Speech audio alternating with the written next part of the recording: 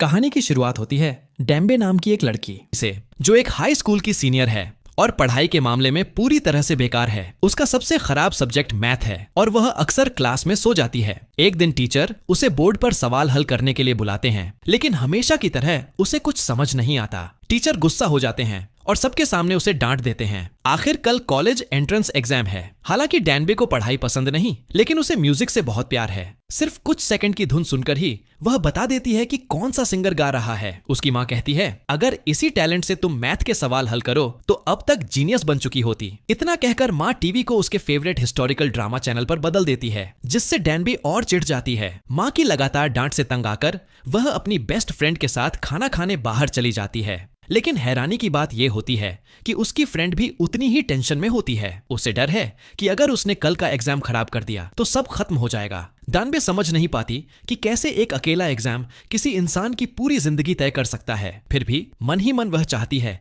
कि काश वह कहीं गायब ही हो जाए। अगली सुबह डेम्बे लेट उठती है और जल्दी जल्दी घर से भागती है। उसकी माँ उसके बैग में ब्रेकफास्ट डालने की कोशिश करती है, लेकिन वहां पहले से ही ढेर सारे स्नैक्स भरे होते हैं। डेम्बे जल्दी से बताती है कि ये उसका सीक्रेट स्ट्रेस रिलीफ तरीका है। माँ किसी तरह ब्रेकफास्ट उसके बैग में ठूंसती है और बार बार कहती है, चलो कर लोगी, बस अपनी पूरी कोशिश करना। लेकिन सच कहें तो इससे डेम्बे की टेंशन और बढ़ जाती है। वह रास्ते में हर मिनट रिवीजन करती रहती है और आखिरकार टेस्ट सेंटर पहुंचती है। लेकिन मुसीबत यहाँ भी खत्म नहीं होती। वह अपनी छतरी बस में भूल आती है और अब उसे बारिश में दौड़कर जाना पड़ रहा है। जैसे ही वो स्कूल के गेट के पास पहुंचती है, उसे जोर की टेंशन घेर लेती है। उसके दिमाग में बस एक ही बात घूमती है, अगर मैं फेल हो गई तो। डर इतना बढ़ जाता है कि वो भागकर एक पास के पार्क में छुप जाती है। कुछ देर बाद उसकी फ्रेंड उसे मैसेज करती है कि वो एग्जाम में क्यों नहीं पहुंची। डेम्बे जवाब नहीं देती, वो बस चुपचाप दुआ करती है, प्लीज बस इस बार मुझे गायब कर दो। अचानक दूर से ढोल जैसी गहरी आवाज आती है। वो उस आवाज की तरफ चलती है और एक छोटे से गड्ढे के पास पहुंचकर सावधानी से अपना पैर उसमें डालती है और उसे लगता है कि ये गड्ढा तो नीचे तक ही नहीं है। अगले ही पल वो एक हैरान कर देने वाला नजारा देखती है। कुछ लोग पुराने जमाने वाले कपड़ों में एक बड़ी सी रस्म कर रहे होते हैं। कहते हैं कि यहाँ पिछले 3 साल से बारिश नहीं हुई और पूरा देश बर्बादी के कगार पर है। सबको लगता है कि ये बारिश की पूजा फिर से फेल हो गई। लेकिन अचानक काले बादल छा जाते हैं। बड़ा पुजारी खुश होकर चिल्लाता है, स्वर्ग ने हमारी सुन ली, अब जोसेओन को आखिर बारिश मिलेगी। इसी बीच डेम्बे बिना सोचे गड्ढे में कूद जाती है, लेकिन मरने के बजाय वो एक बड़े पानी के घड़े से निकलती है, जैसे किसी और दुनिया में पहुंच गई हो। घबराकर वो इधर उधर देखती है और पूछती है, क्या वे लोग कोई हिस्टोरिकल ड्रामा शूट कर रहे हैं। राजा उसकी अजीब हरकत देखकर चौंक जाता है और चिल्लाता है, ये इंसान है या कोई चुड़ैल। घबराकर वो कहती है, मैं तो बस हाई स्कूल की स्टूडेंट हूँ। लेकिन राजा सुन नहीं पाता और उसे किसी मर्द हत्यारे की तरह समझ लेता है। वो तुरंत गार्ड्स को तलवार निकालने का हुक्म देता है और सब उसे घेर लेते हैं। एक तलवार उसकी हाथ को हल्का सा काट देती है। तभी वो समझती है, ये सपना नहीं, मैं सच में टाइम ट्रेवल कर चुकी हूँ। तभी पुजारी भागता हुआ आता है और चिल्लाता है, रुको, ये तो वो फरिश्ता है जिसे आसमान ने सूखा खत्म करने भेजा है। ये सुनकर डेम्बे को कल रात देखी हुई सीरीज याद आ जाती है। वो तुरंत हाथ ऊपर उठाकर चिल्लाती है, बारिश हो जाए। सब लोग घुटनों पर बैठकर उसकी बात दोहराने लगते हैं। लेकिन जब वो ऊपर देखते हैं, डेम्बे वहां से चुपचाप भागकर ड्रेसिंग रूम में छुप जाती है। वो जल्दी जल्दी खुद को मंत्री जैसा तैयार कर लेती है, लेकिन गलती से सुबह की राजसभा में पहुंच जाती है। राजा ऐलान करता है कि अब वो अंधविश्वास छोड़कर साइंस और मैथ से देश को बचाएगा। एक मंत्री तुरंत खड़ा हो जाता है। वो कहता है कि ये सब भगवान का अपमान है और इससे देश बर्बाद हो जाएगा। उसका कहना है कि सूखा सिर्फ तब खत्म होगा जब राजा और रानी अपना रिश्ता पूरा करेंगे। असल में वो मंत्री रानी का बाप है और अंदर ही अंदर सत्ता हथियाना चाहता है। सबका ध्यान हटते ही डेम्बे चुपचाप बाहर निकलकर अपना फोन ढूंढने जाती है, लेकिन फिर पकड़ी जाती है। राजा के आने का इंतजार करते हुए वो सोचती है कि शायद अगर बारिश हो जाए तो वो वापस अपनी दुनिया लौट पाएगी। लेकिन राजा कहता है कि यहाँ 3 साल से बारिश नहीं हुई। ये सुनकर वो दंग रह जाती है। कुछ ही देर में तलवार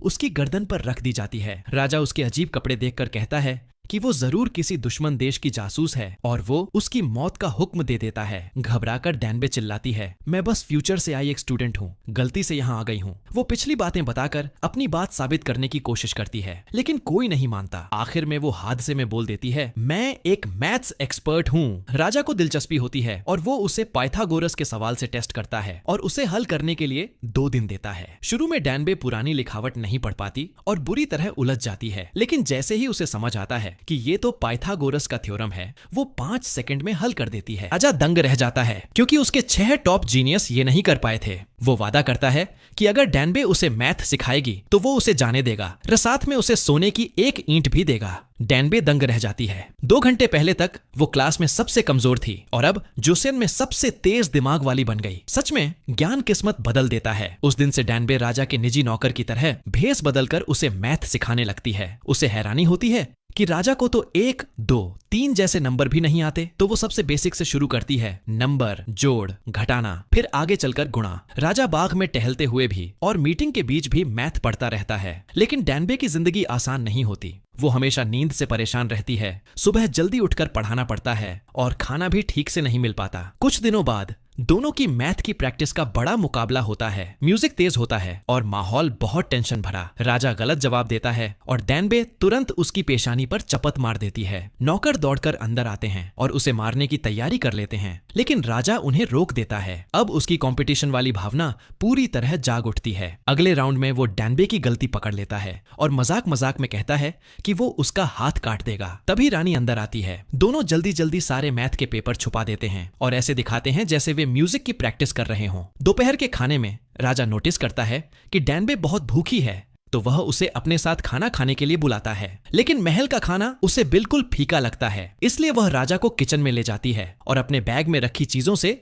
स्पाइसी राइस केक बना देती है। शुरू में राजा इस नॉर्मल लोगों के खाने को कम समझता है, लेकिन बस एक बाइट लेते ही उसकी आंखें हैरानी से खुली की खुली रह जाती हैं। डैनबे को डर होता है कि वो इतनी स्पाइस झेल नहीं पाएगा, तो वह उसे पानी देती है। लेकिन राजा अकड़ते हुए कहता है कि ये तीखा नहीं है, बस गरम है। पर अगले दिन उसका पेट बुरी तरह खराब हो जाता है और वह सोचता है कि डैनबे ने उस पर कोई जादू टोना कर दिया है। डैनबे प्यार से समझाती है कि ये जादू नहीं, बस इंडिजेस्शन है। उसकी कंफ्यूज्ड शक्ल देखकर वह उसे बताने लगती है कि आंतें क्या होती हैं, पेट क्या करता है और दिल कैसे काम करता है। वह राजा से कहती है कि अपना हाथ सीने पर रखकर दिल की धड़कन महसूस करो, लेकिन राजा सिर हिलाकर कहता है कि उसे कुछ महसूस नहीं हो रहा। मुस्कुराते हुए डैनबे कहती है, जब तुम्हें किसी से प्यार होगा तब तुम्हें अपनी धड़कन महसूस होगी। उसके इतने ज्ञान से राजा बहुत खुश हो जाता है और उसकी तारीफ करता है कि वह उसकी सोच से भी ज्यादा काम की है। फिर वह डैनबे को अस्पताल ले जाता है और कहता है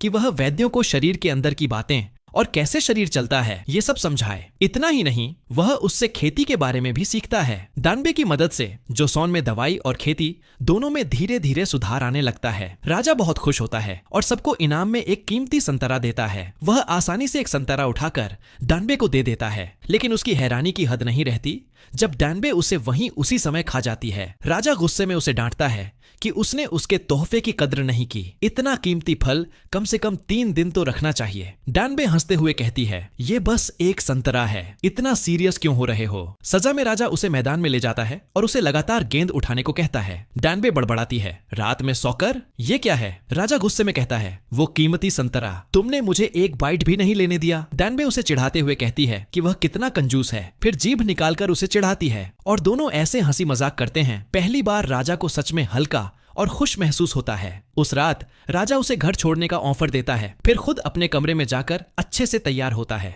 इधर डैनबे संतरे पर अपनी खुश चेहरे की ड्राइंग बना देती है। उसी समय राजा का दिल जोर जोर से धड़कने लगता है। उसे डैनबे की बात याद आती है और उसकी गलतफहमी हो जाती है कि शायद उसे डैनबे से प्यार हो गया है। इसलिए उससे मिलने की जगह वह एक सिंगर को भेज देता है कि वह डैनबे को घर छोड़ाए। अगले दिन रानी राजा का प्यार जीतने के लिए अपनी नौकरानी को कहती है कि खाने में चुपके से प्यार का जादुई पाउडर मिला दे। लेकिन राजा को पिछली रात डैनबे को इंतजार कराने का बहुत पछतावा होता है, तो वह अपना पूरा खाना उसे दे देता है। फिर भी डैनबे का मूड खराब ही रहता है। असल में राजा पिछली रात दूर से उसे देख रहा था और समझ नहीं पा रहा था कि अपनी फीलिंग्स का क्या करे। उसी रात सब कुछ सेट समझकर रानी राजा के कमरे में आती है और अपने कपड़े उतार देती है, लेकिन राजा मना कर देता है और उल्टा रानी की मदद करता है कि वह अपने कपड़े वापस पहन ले। तभी अचानक नशे जैसी हालत में डैनबे बाहर निकलती है और गिरते हुए सीधे राजा की बाहों में आ जाती है। ये देखकर रानी को लगता है कि राजा लड़कियों में रुचि नहीं रखता और वह गुस्से में वहां से चली जाती है। कुछ ही देर बाद पाउडर का असर शुरू हो जाता है और डैनबे खुलेआम राजा को अपने दिल की बात बता देती है। राजा अब अपनी भावनाएं छुपा नहीं पाता और धीरे धीरे उसे किस करने के लिए झुकता है, लेकिन आखिरी पल में रुक जाता है और कहता है, मैं पागल हो गया हूँ क्या। जब डैनबे उठती है तो खुद को राजा की बाहों में पाती है और हैरान रह जाती है। राजा उसे सजा नहीं देता बल्कि फिर से उसे घर छोड़ने का ऑफर देता है। रास्ते में वह कहता है, अगर तुम चाहो तो मैं तुम्हें ऊंचा पद दूंगा और एक शाही घोड़ा भी। लेकिन डैनबे मना कर देती है और कहती है, जैसे ही बारिश होगी मैं अपनी दुनिया में वापस चली जाऊंगी। राजा कहता है, तुम्हारी वजह से आज मैं आराम से सांस ले पा रहा हूं। अब से मुझे राजा मत समझना, हम दोनों बराबर हैं दोस्त। खुश होकर डैनबे वह खुश चेहरे वाला संतरा राजा को गिफ्ट कर देती है। लेकिन अगले ही दिन मुसीबत आ जाती है। मंत्री डैनबे पर रानी का अपमान करने का आरोप लगा देते हैं और उसे कड़ी सजा देने की तैयारी करते हैं। राजा बीच में आकर उसे बचा लेता है और बताता है कि यह नौजवान बहुत कीमती ज्ञान रखती है। बात बिगड़ती देख मंत्री एक बात कहते हैं, अगर डैनबे 2 हफ्ते में ऐसी मशीन बना दे जो सूरज के बिना भी समय बता दे तो उसे माफ कर दिया जाएगा। मीटिंग के बाद राजा का सबसे भरोसेमंद मंत्री भी उससे कहता है कि डैनबे को छोड़ दो, ये काम नामुमकिन है। ये बातें डैनबे सुन लेती है और दिल टूट जाता है। जिंदा रहने के लिए वह राजा के दरबारी संगीतकार से पानी की घड़ी बनाने में मदद मांगती है और दिन रात पढ़ाई और कैलकुलेशन में लगी रहती है। इधर राजा उसे बेहद मिस करता है। उसके दिए हुए स्माइली वाले संतरे को देखता रहता है और खुद को रोक नहीं पाता और उसे मिलने चला जाता है। एक फ्लैशबैक दिखाता है कि राजा ने मंत्री से कहा था, मुझे भरोसा है कि डैनबे ये कर सकती है। कुछ देर बाद डैनबे उठती है और अपनी किताब पर एक स्माइली बनी देखती है। उसे पता चल जाता है कि यह राजा उसे हौसला देने आया था। वह फिर से हिम्मत जुटाती है और अपनी रिसर्च जारी रखती है। आखिरकार वह सारी कैलकुलेशन पूरी कर लेती है। लेकिन अचानक आसमान से तेज बारिश होने लगती है। डैनबे दरवाजे के सामने बने पानी के गड्ढे को धीरे धीरे छूकर चेक करती है और सच में वो रास्ता वापस मॉडर्न दुनिया तक जाता था। लेकिन खुशी की जगह उसे जाने का मन नहीं कर रहा था। उधर राजा को उसकी बात याद आती है। सारी शाही मर्यादा छोड़कर वो बारिश में दौड़ते हुए उसके पास पहुंचता है, पर वहां वो पानी वाली घड़ी के सामने खड़ी रो रही होती है। जानते हैं कि उसकी बनाई हुई मशीन काम नहीं कर पाई। राजा उसका हाथ पकड़कर अपने दिल पर रखता है और कहता है, मैंने तुम्हें भूलने की बहुत कोशिश की लेकिन मैं नाकाम रहा। फिर वो उसे अपनी बाहों में खींच लेता है, शुक्रगुजार कि वो अभी तक गई नहीं थी।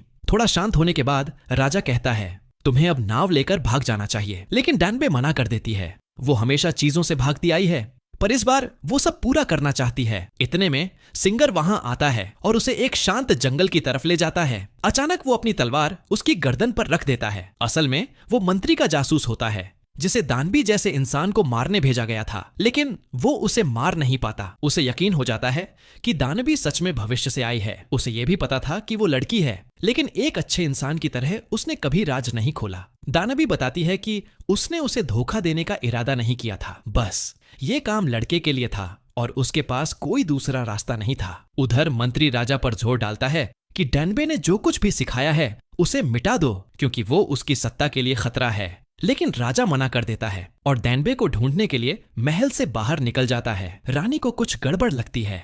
वो राजा के कमरे में जाती है और मुस्कुराते चेहरे वाले संतरे को देखती है। उसे राजा और दानवी के बीच के पल याद आते हैं और अचानक उसे एहसास होता है कि डैनबे एक लड़की है। जंगल में हत्यारे डैनबे को मारने पहुंच जाते हैं। सिंगर उसे पहले भागने कहता है और वो उसे एक छोटा सा यूटिलिटी नाइफ पकड़ा देती है। उसी छोटे हथियार की वजह से वो बाल बाल बच जाता है। उधर डैनबे घोड़े को संभालने में लगी होती है। घोड़ा घबरा जाता है, लेकिन उसे याद आता है गंगनम स्टाइल का घोड़े वाला डांस। उसी ताल से वो घोड़े को काबू कर लेती है। रास्ते में एक मोड़ पर उसे नहीं पता होता कि किधर जाना है। फिर उसे राजा की बात याद आती है, जोसेन में सूरज ही समय बताता है। वो अपना फोन खोलती है, कंपास और सूरज की दिशा देखकर आखिरकार समुद्र की तरफ बढ़ जाती है। उधर रानी को पता चलता है कि सिंगर दानबे के साथ भाग गया है। वो उसे ढूंढने पैदल निकल पड़ती है। तेज चलने के लिए वो अपना भारी सिर का गहना फेंक देती है। लंबे सफर में उसके पैरों से खून तक निकलने लगता है। सिर्फ तभी रानी चैन की सांस लेती है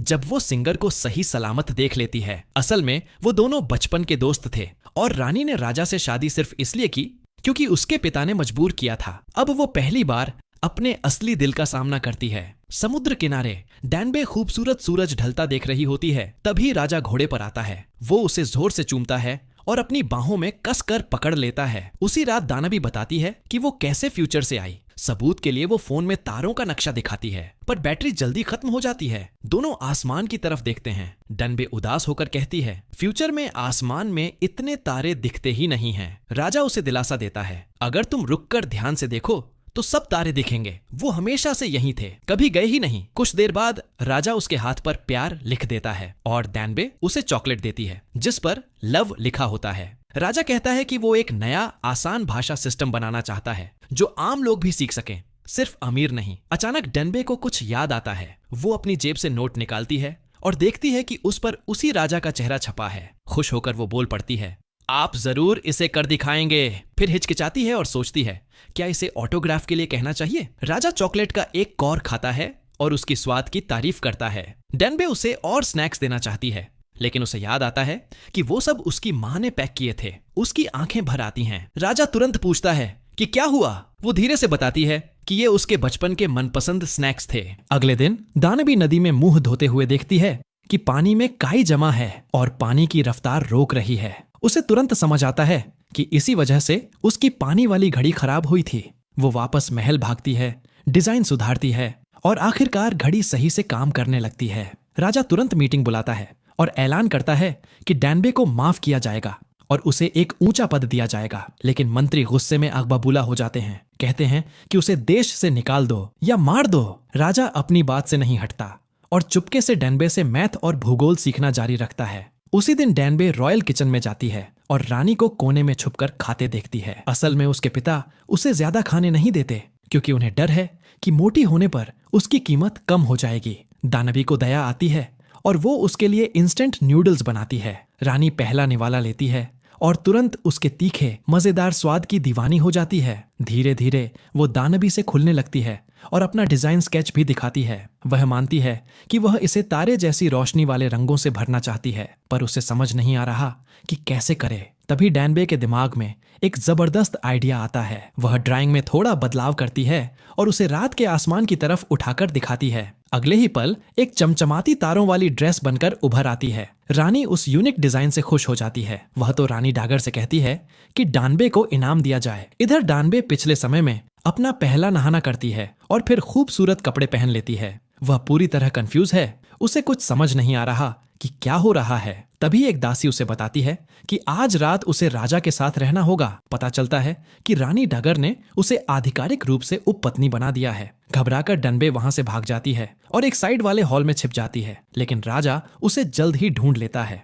वह उसका हाथ पकड़कर उसे अपने कमरे में ले आता है। डैनबे खुद को छुड़ाने की कोशिश करती है और रोते हुए कहती है, आपने कहा था हम सिर्फ दोस्त हैं और मैं सिर्फ 19 साल की हूँ। राजा मजाक में कहता है, अगर तुम 19 की हो तो तुम्हारे 3 बच्चे तो हो जाने चाहिए थे। फिर वह उसे अपनी बाहों में खींचकर धीरे से कहता है, मुझे शुरू से पता था कि तुम लड़की हो। असल में जिस दिन वह उसे घर लाया था तभी उसने एक लड़के को उसे नूना कहते हुए सुन लिया था। उसने पहले इसलिए नहीं बताया क्योंकि वह उसके करीब आना चाहता था। डैनबे अब भी दूर रहती है तो राजा उसे धीरे से समझाता है, डरो मत, मैं तुम्हें कुछ नहीं करूंगा। मेरी माँ जिद्दी है, इसीलिए यहाँ छिपना तुम्हारे लिए सबसे सुरक्षित है। जाते जाते राजा उसकी तारीफ किए बिना नहीं रह पाता। आज तुम सच में बहुत सुंदर लग रही हो। उस रात दोनों सो नहीं पाते। अंधेरे में राजा धीरे से कहता है, अगली बार जब बारिश हो तो मत जाना।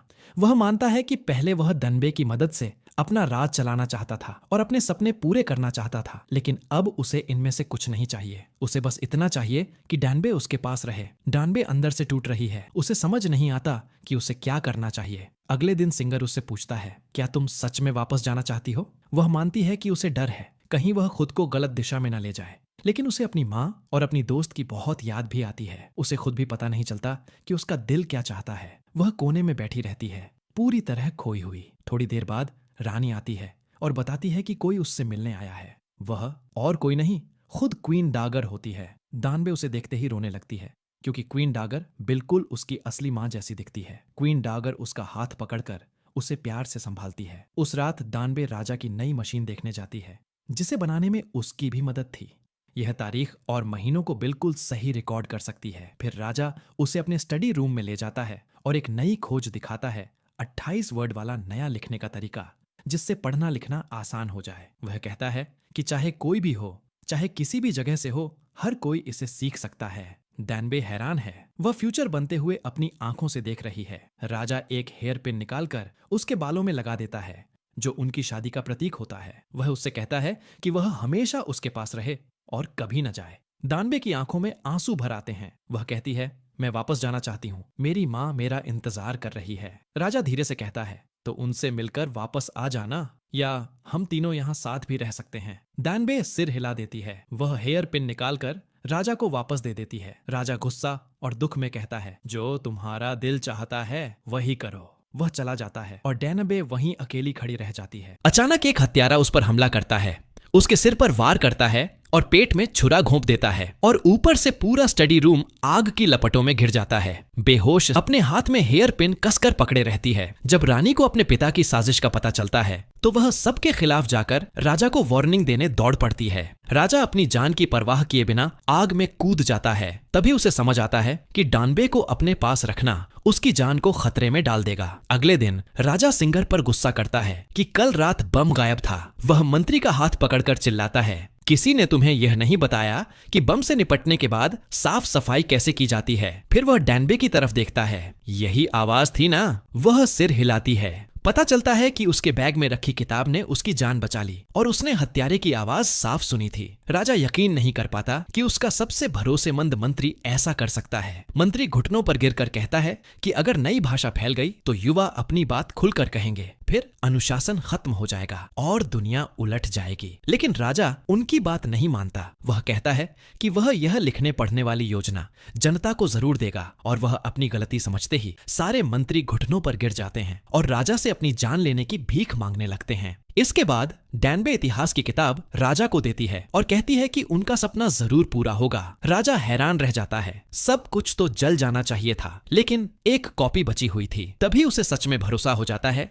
कि डैनबे फ्यूचर से आई है। डैनबे लोगों की तरफ से राजा को धन्यवाद देती है, लेकिन राजा लंबी सांस लेकर कहता है, मुझे नहीं लगता कि इससे मेरा सपना पूरा रह पाएगा। फिर प्यार से जोड़ता है, मेरा सपना तुम हो, लेकिन मैं तुम्हें यहाँ दुखी नहीं देख सकता। तभी आसमान काला हो जाता है और बारिश शुरू हो जाती है। दोनों जान जाते हैं कि अब अलविदा कहने का समय आ गया है। डैनबे वापस अपने लोगों के पास जाती है और सबको अलविदा कहती है। फिर राजा उसे खुद आखिरी छोर तक छोड़ने जाता है, तब तक जब तक वे समुद्र तक नहीं पहुंच जाते। वहां वे अपनी आखिरी खूबसूरत याद बनाते हैं। राजा उसे अपनी बाहों में खींचकर प्यार से किस करता है। आखिर में वह उसे छोड़ देता है और मन ही मन वादा करता है, चाहे जितना समय बीत जाए वह उसे फिर ढूंढ लेगा। कुछ पल बाद डनबी पार्क की एक छोटी सी पानी की जगह से बाहर आती है। अपनी दुनिया में वापस आकर वह देखती है कि सिर्फ कुछ सेकंड ही बीते हैं। वह दौड़कर एग्जाम हॉल पहुंचती है, जहां टीचर अभी भी इंतजार कर रही होती है। कॉलेज एंट्रेंस एग्जाम अभी अभी शुरू हुआ था। हिस्ट्री के टेस्ट का पहला सवाल था, किंग साजोंग की खोजों में किसने मदद की। जवाब वही नाम था जो राजा ने उसे दिया था, जांग योंगसिल। उसे समझ आता है कि